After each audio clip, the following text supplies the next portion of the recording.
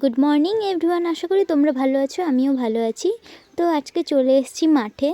তো প্রথমেই আমি পেপারটাকে সরিয়ে নিচ্ছি ধানের উপর থেকে, তারপরে জালটাকে ভালো করে বিছিয়ে নিচ্ছি। তো বিছিয়ে নেওয়ার পরে ধানগুলো ভালো করে চারধারে মেলে নিতে হবে।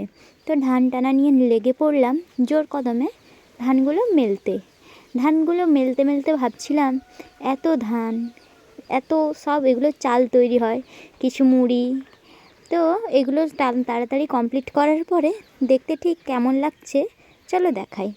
তো দেখতে ঠিক এমনই লাগছিল, খুব সুন্দর।